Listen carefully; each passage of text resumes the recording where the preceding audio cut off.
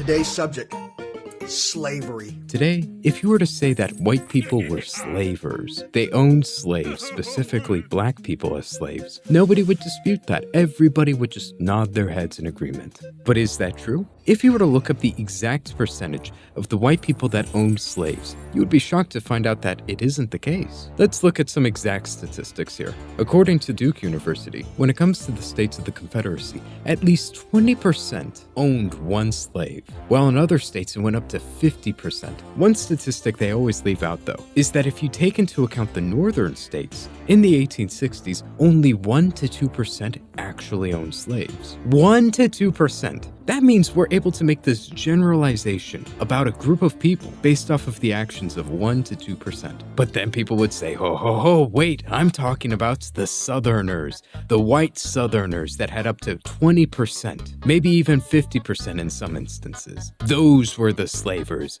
We can say that those white people were slavers. Ignoring the fact that whenever people bring up slavery, they always just say white people without specifying which group specifically. They just say white people. Ignoring that fact, let's play along. Let's say that you can generalize a group based off of the actions of 20%. You're going to be forced to say some very uncomfortable things. Now, I'm not saying this. I would never. But if I were to generalize people and say that white people owned slaves, I would also be forced to say that men are felons.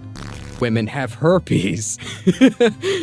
People are fatherless. Look at these numbers. This is worse than 20%. You're able to say that white people owned slaves, were slavers because of 20%. But if you said any of those things, you would be chased down quicker than a black person by the KKK. Yet these same people have no problem generalizing whole groups of people being white people because of the actions of 20% at worst, if we only count the Confederacy. Not white people as a whole in America, which only made up 1 to 2% of all slavers. We don't even need to touch on the fact that black people, when they were free, they would become slavers themselves. They didn't care at all. They had no problem enslaving other black people. I mean, who sold them to America? It was black people that kidnapped and enslaved other black people and traded and sold those black people to white people. But no, it's not politically correct to say that. We just gotta blame old Whitey. Now I know though in my comments, my blessed audience, my audience I love so much, my very special audience, there are gonna be people saying,